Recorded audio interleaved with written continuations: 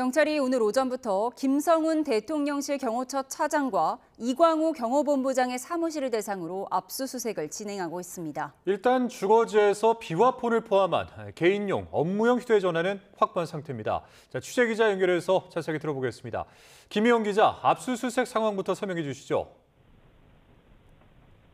네, 경찰 비상계엄 특별수사단은 오늘 오전부터 김성훈 경호처 차장과 이광우 경호본부장의 사무실에 대한 압수수색에 나섰습니다. 다만 아직 수사관 등이 현장에서 대기 중으로 압수수색을 진행하지는 못한 상황인데요. 경호처에서 군사상 기밀 등을 이유로 거부하는 것으로 보입니다. 경찰은 오늘 두 사람의 주거지에 대해서는 압수수색을 집행했습니다. 여기서 업무용, 개인용 휴대전화를 모두 확보했는데 비화폰도 포함됐다고 경찰은 설명했습니다. 비화폰 통신 내역 등도 확인해야 하는 만큼 이번 경호처 압수수색 대상에는 비화폰 서버도 포함되는데요. 앞서 경찰은 박종준 전 경호처장의 휴대전화도 제출받아 포렌식을 진행했는데 의미 있는 내용도 일부 확인했다고 설명했습니다. 네, 이런 가운데 박종준 전 경호처장 측이 오늘 처음으로 입장을 냈죠.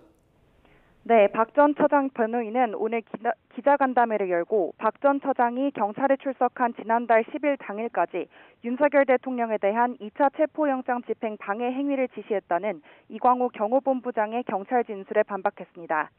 박 전 처장 측은 경찰에 출석하기 전 휴가를 내 어머니를 뵈러 고향에 내려갔고 출석 전날 이미 업무용 휴대전화나 총기를 모두 반납한 상황이었다며 영장 집행을 저지하기 위한 어떠한 지시도 하지 않았다고 강조했습니다. 따라서 경찰 출두 당일까지 한남동 대통령관저 차벽과 철조망을 점검했다는 취지의 진술들은 사실에 크게 부합하지 않는다고 설명했습니다. 이광우 경호본부장은 최근 경찰 조사에서 박 전 처장이 경찰 출석 당일까지 관저 정문과 후문, 남문 등 주변 차벽과 철조망을 설치하도록 지시하고 현장 점검까지 마쳤다고 진술했는데요. 이에 대해 박 전 처장 측이 강하게 반박하면서 경호처 지휘부내 소위 강경파와 온건파 사이 진실을 둘러싼 공방이 시작된 모습입니다.